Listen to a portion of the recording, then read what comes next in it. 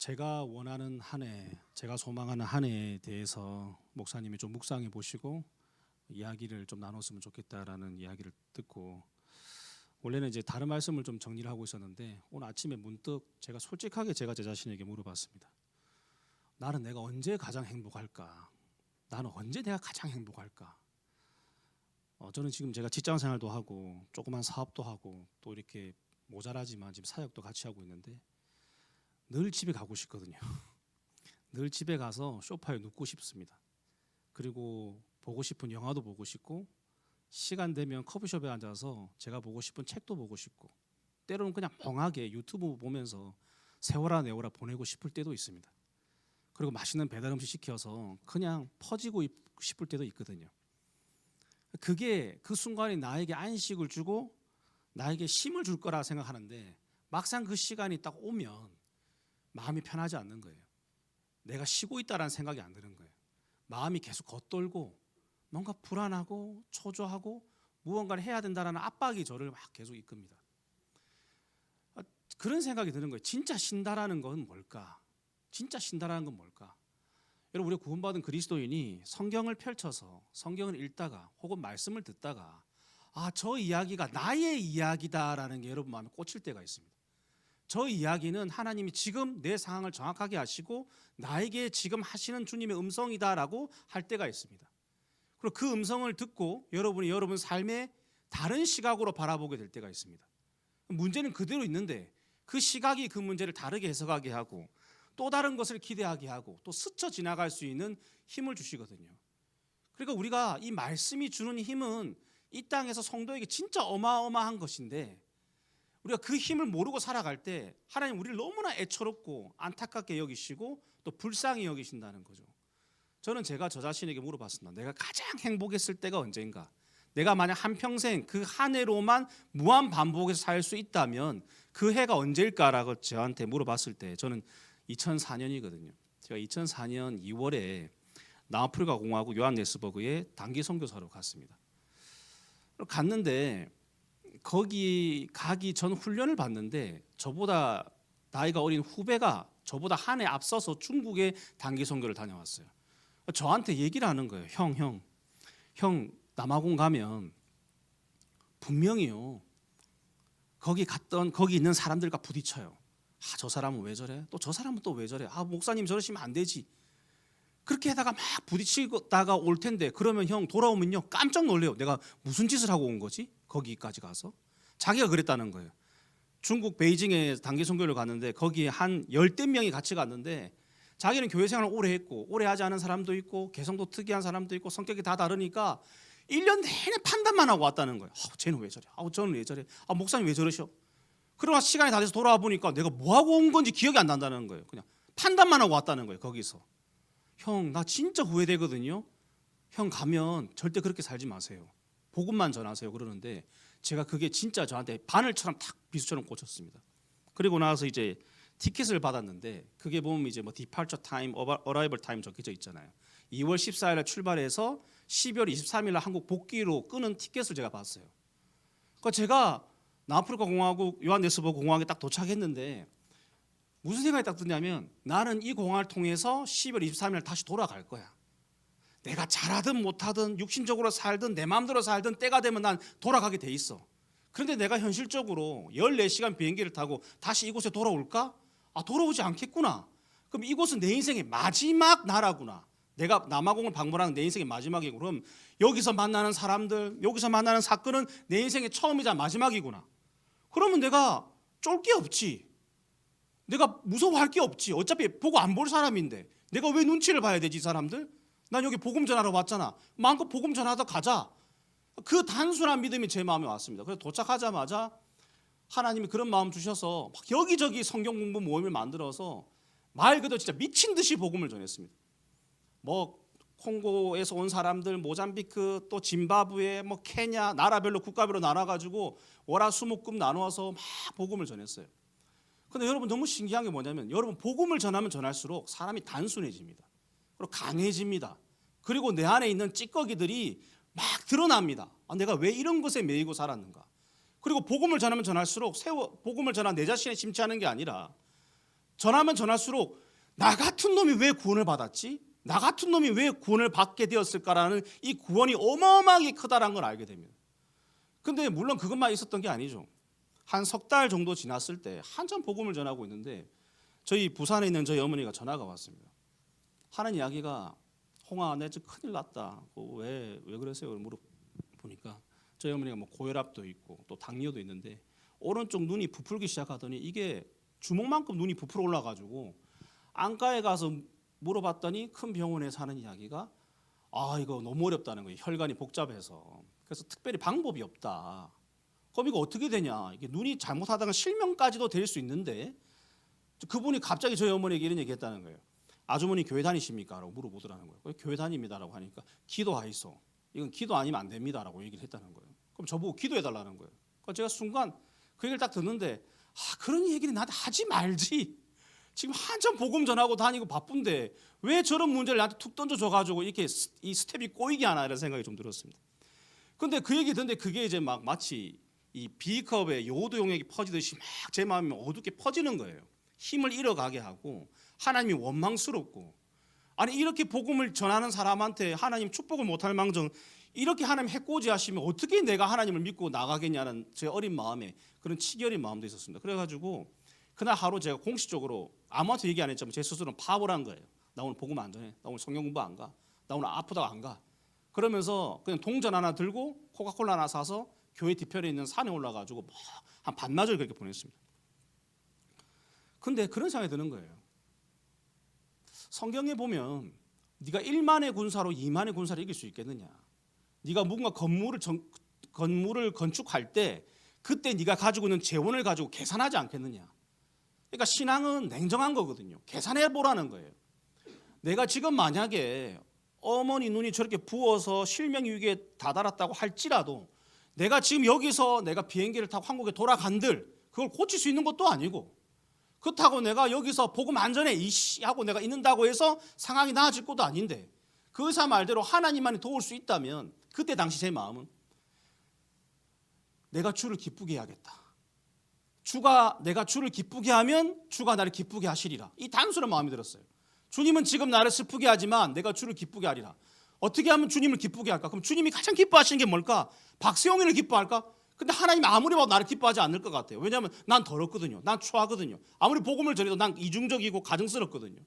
내 안에 있는 예수 그리스도만 즐거워하시겠다. 내 안에 있는 예수 그리스도만 기뻐하시겠다는 마음이 드니까 내가 이 기뻐하는 예수, 하나님이 즐거워하시는 예수, 하나님이 귀하다고 하시는 그 예수를 전할 때 하나님은 기뻐하시겠구나라는 생각이 드니까 더 제 마음이 정리가 되는 거예요. 그래서 어머니한테 뭐 1절 안부나 뭐 상황이나 묻지 않았습니다. 내려가가지고 그때부터 더 미친 듯이 복음을 전했습니다. 밤 10시까지 복음을 전하고 돌아오면 턱이 아파서 턱 붙잡고 잔 날도 많고 그 콩고 사람들 집에 갔는데 거기에 보면 이제 뭐 직장 없는 사람들이 워낙 많다 보니까 막 요만한 공간이 한 30명이 자거든요.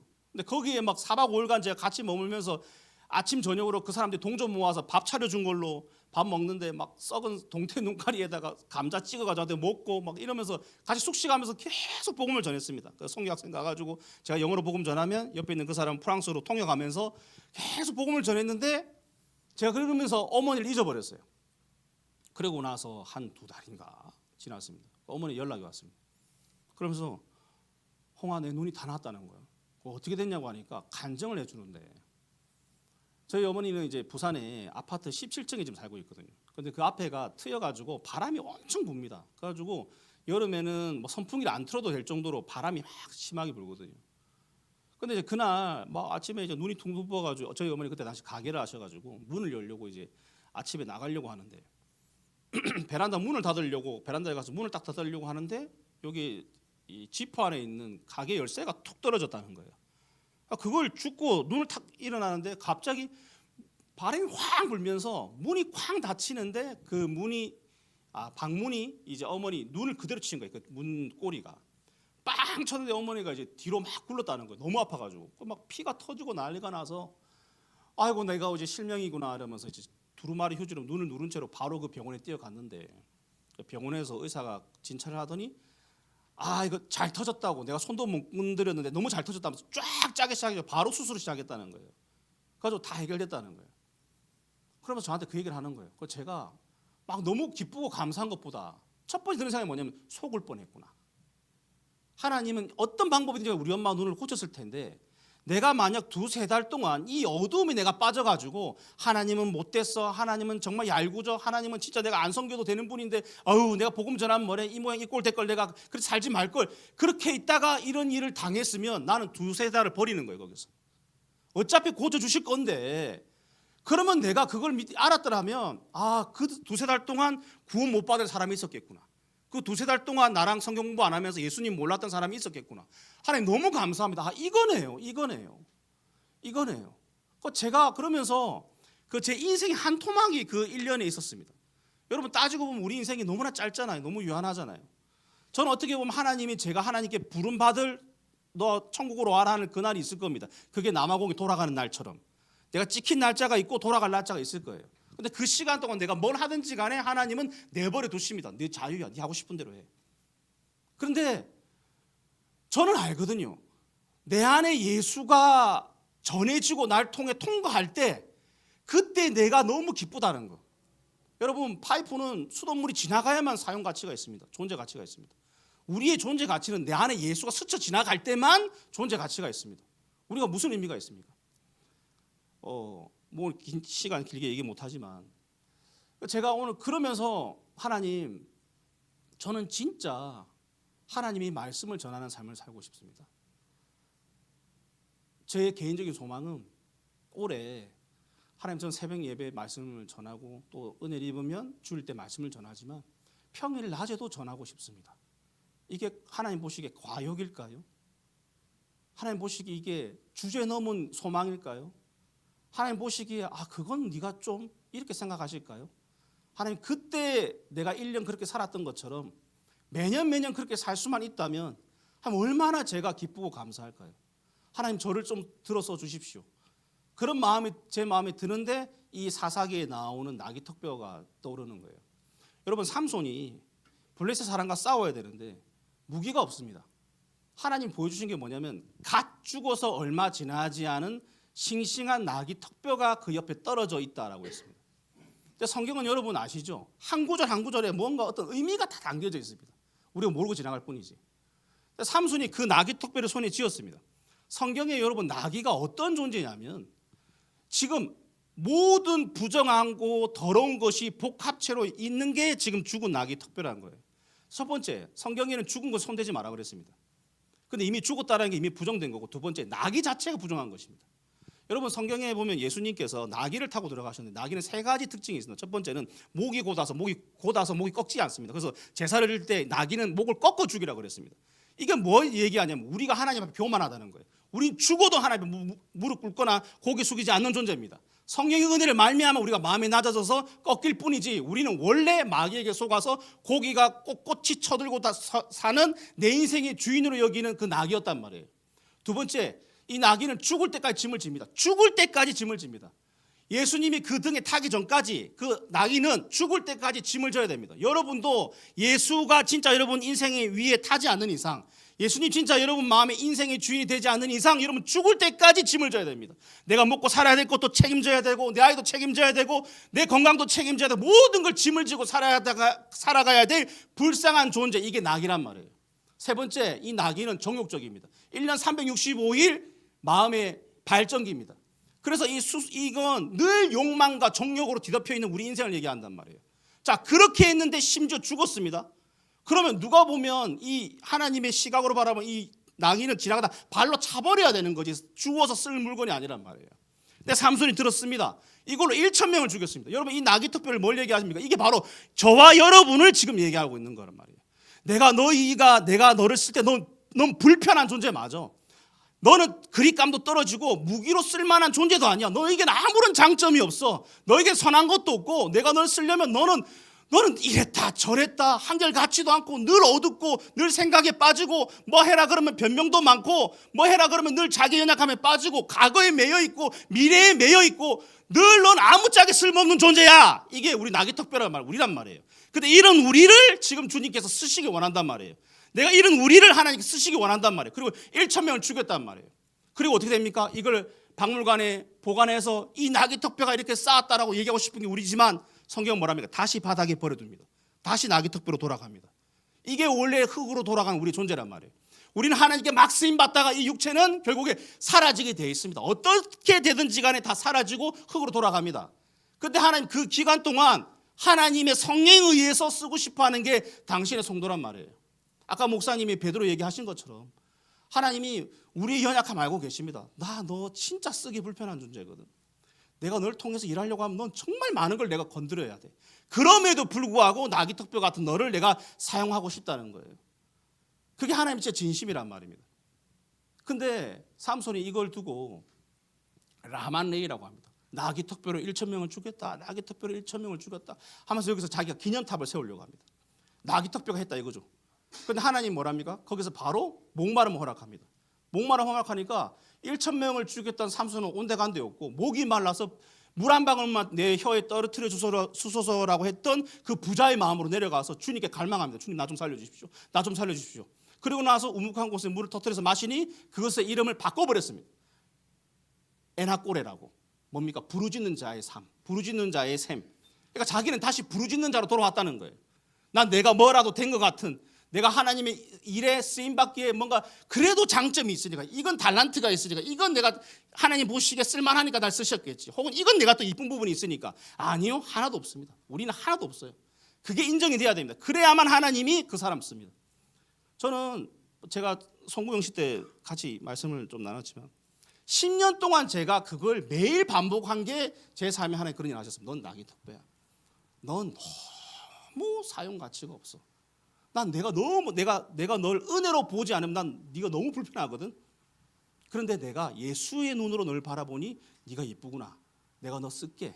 내가 너 사용할게. 그리고 너에게 영광 돌리지 마. 하나님께 영광 돌리고 쓰임 받거든. 넌 다시 나귀 턱뼈로 돌아가. 거기서 투덜투덜 대지 마. 넌 원래 네가 이 자리야. 하나님 우리에게 그렇게 말씀하신단 말이에요. 여러분, 하나님이 우리를 통해서 말씀을 전하기를 원하시고, 하나님 우리를 통해서 하나님 영광을 드러내기를 원하시고, 여러분을 통해서 예수의 향기가 뿜어져 나가기를 원하시고, 우리는 한평생 이 나귀처럼 내 문제, 내 형편만 등에 짊어지고 살다가 정욕 속에 빠지고 목이 꼿꼿한 채로 연약하고 부족하지만 여전히 교만한 그 마음 유지하며 살아가는 아무 보잘것없는 죽은 나귀 턱뼈 같은 우리를 하나님이 지금 내가 너를 사용하기를 원한다. 그러니 너 힘 빼라 라는 거예요. 힘 빼라 이 말이에요. 내가 오른쪽으로 휘두를 때 너 왼쪽 까고 싶다 얘기하지 말라는 거예요.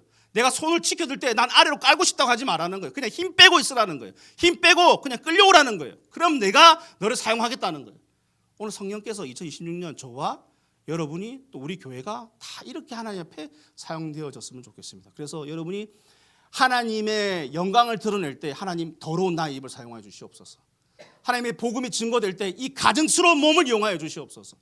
하나님의 영광과 기쁨을 드러낼 때 이 정말 하찮은 내 인생 사용하여 주셔서 하나님 마음껏 드러내 주시옵소서. 우리가 그렇게 하나님께 고백하고 내 자신을 드리는 2026년이 되었으면 좋겠습니다.